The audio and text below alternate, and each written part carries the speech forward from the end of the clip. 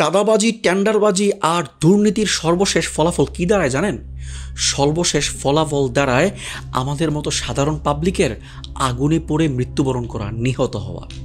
আমরা দেখেছি ঢাকার উত্তরার মাইলস্টোন স্কুল অ্যান্ড কলেজে যে বিমানটি বিধ্বস্ত হয়েছে, এতে করে সরকারি হিসাব অনুযায়ী প্রায় 29 জন শিক্ষার্থী এবং শিক্ষক মারা গিয়েছে, আগুনে ঝলসে পুড়ে গিয়েছে, কয়লা হয়ে গিয়েছে।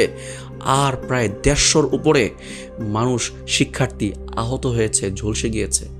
কেন হয়েছে এমনটা? আগুনে কেন পড়লো, কেন বিধ্বস্ত হলো? এর মেইন কারণটা হচ্ছে বাংলাদেশের দুর্নীতি।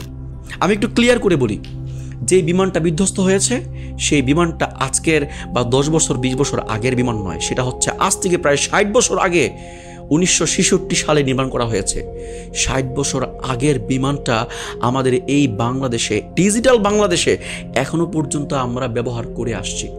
অথচ এই বিমানটা 2013 সালে কিন্তু ব্যান্ড করে দেওয়া হয়েছে, নতুন করে আর কোনো বিমান নির্মাণ করা হয় নাই, নির্মাতা কোম্পানিও নিজে নির্মাণ করে নাই। সেই ব্যান্ড হওয়া, বাতিল হওয়া বিমানটা আমরা প্রায় 14 বছর 15 বছর পর্যন্ত ইউজ করছি। কেন? প্রতি বছর কি আমাদের দেশে সামরিক বাজেট হয় না? বিমান কেনার জন্য, সামরিক অস্ত্র কেনার জন্য কি আমাদের দেশে বাজেট হয় না? আপনি জানলে আশ্চর্য হবেন, বাংলাদেশে প্রতি বছর প্রায় 3 থেকে 5 বিলিয়ন ডলার সামরিক খাতে বাজেট হয়, যেটা মায়ানমারের চেয়ে দ্বিগুণ। এত বাজেট হওয়া সত্ত্বেও নতুন বিমান কেন কিনা হয় না? এর মেন কারণ হচ্ছে বিমান কেনার টাকাটা আমাদের নেতাকর্মী আর যারা সামরিক কর্মকর্তা আছে এদের পকেটে সব ঢুকে যায়, আর বিমান আগের যেটা আছে সেটা দিয়েই তারা চালিয়ে দেয়। আর সেই বিমানটা আমাদের ওপর ক্র্যাশ করে, সেই বিমানে বিধ্বস্ত হয়ে আমরা জ্বলে পড়ে ছাই হয়ে যাই। আসলে এই দেশে যে আমরা বাস করছি, এই দেশে যে আমরা থাকতে পারছি, বেঁচে আছি, এটাই যেন একটা আশ্চর্যের বিষয়। কারণ যেই দেশের প্রত্যেকটা সেক্টরে, প্রত্যেকটা জায়গাতে দুর্নীতি আর দুর্নীতি, যারা দুর্নীতি দমন করবে তারা নিজেরাই দুর্নীতি করে। যেই দুর্নীতি দমন কমিশন, সেই দুর্নীতি দমন কমিশনের চাকরি নিতে গেলে ঘুষ দিয়ে চাকরি নিতে হয়। সেই দেশে আসলে বেঁচে থাকাটাই যেন মুশকিল, আশ্চর্যজনক। তো যাই হোক, আমি বলবো যে আমরা আর কত মরবো বলেন? আমরা আর কত বিমান বিধ্বস্ত হওয়া দেখব? আমরা আর কত বাচ্চার পুড়ে যাওয়া লাশ দেখব, শিশুর পুড়ে যাওয়া লাশ দেখব, মায়ের আর্তনাদ দেখব? আমাদের এখন সতর্ক হওয়া দরকার। এমন কোনো সিস্টেম আমাদের বাংলাদেশে চালু হওয়া দরকার যেই সিস্টেমে আমাদের বাংলাদেশে কোনো দুর্নীতি হবে না। এটা আমরা চাই।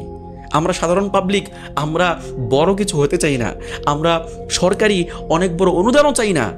আমরা চাই শান্তিতে দুমুঠো ভাত খেয়ে একটু টিকে থাকতে। আমরা আর কিছু চাই না। সেই সুযোগটা আমাদেরকে দিয়েন। দুর্নীতি একটু বন্ধ করেন। কত লাগবে আপনাদের থাকার জন্য? আপনাদের কয়টা বাড়ি লাগে? দেখলাম গত সরকারের ভূমিমন্ত্রী নাকি বিদেশে প্রায় 620টা বাড়ি করেছে। আরে ভাই, একজন মানুষের থাকার জন্য কয়টা বাড়ি লাগে? একটা বাড়ি তো এনাফ। একটা বাড়িও লাগে না, মাত্র একটা বাড়ির একটা রুমে হইলেই তো চলে। সেখানে 620টা বাড়ি করে ফেলছে। টাকাগুলো কার ছিল? আমার, আপনার টাকাগুলো ছিল। একজন মানুষের খাওয়ার জন্য এত কি লাগে? দুমুঠো খাইলেই তো হয়, তাই না? তাহলে এত টাকা দুর্নীতি করতে হবে কেন আপনাদের? একটু দেশটাকে ভালো করে চালান না। আমরা তো আপনাদের ক্ষমতা ছিনিয়ে নিব না, আপনাদের ক্ষমতা আপনাদের কাছেই দিব। শুধুমাত্র আমরা চাই আমাদেরকে একটু ভালো করে চালান, আমরা যেন একটু ভালো থাকতে পারি, মোটামুটি ভালো করে খেয়ে দিয়ে আমাদের জীবনটা পার করতে পারি। আমরা এটাই চাই, এর বেশি কিছু চাই না।